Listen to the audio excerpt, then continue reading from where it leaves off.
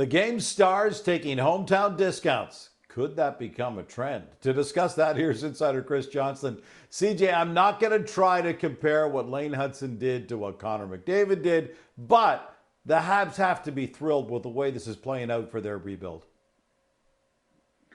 Absolutely. And I think especially, Gino, in light of the context, going all the way back to when they first signed Nick Suzuki, got Slavkovsky, Gouli.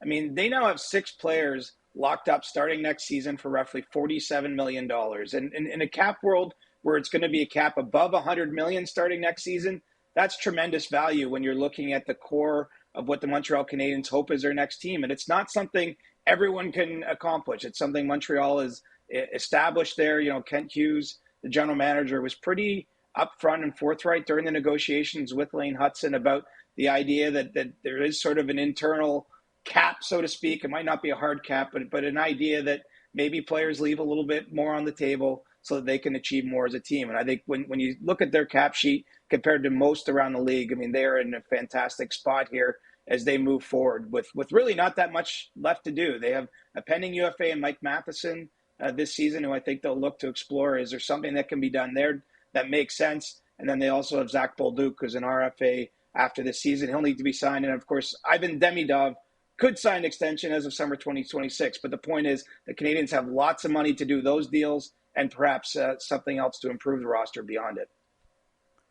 Habs fans have to be thrilled. I want to follow up on that. We see this happen every year. A couple of months into the season, some of the lesser teams start to realize it's time to move some bodies because why spend when they don't feel they can win this year? So with that in mind, bodies are going to become available. Where do you see the Habs using this cap space? What are their most pressing needs, CJ?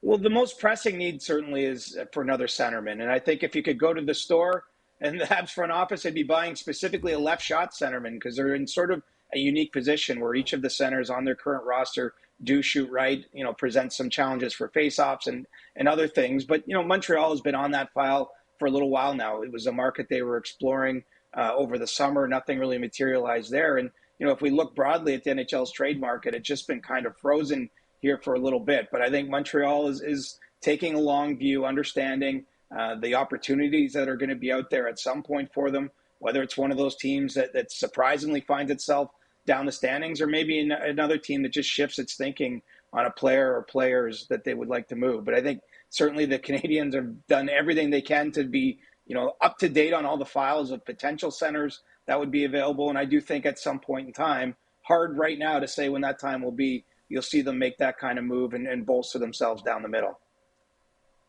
I want to ask you about some international hockey news now. Puck drop at the Winter Olympics is just under 4 months away. And some interesting news out of Sweden today, CJ?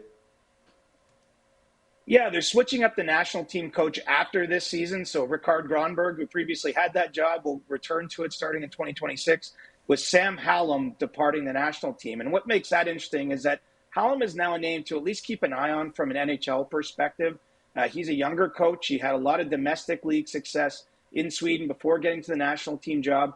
He's got 2 main tournaments left with the Tre Kronar. That's the Olympics in Milan in February, and then the World Hockey Championship in the spring. And then after that point in time, he'll be looking for some new opportunities. I do think it's possible. We don't have a lot of international representation on NHL benches, but he'd like to take steps towards being one of the next European coaches that could find his way there.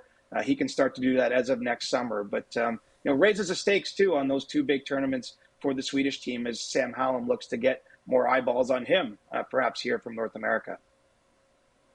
And that is the early edition of Insider Trading. The full version with CJ, Pierre, and Dregs is coming up on the early edition of SportsCenter.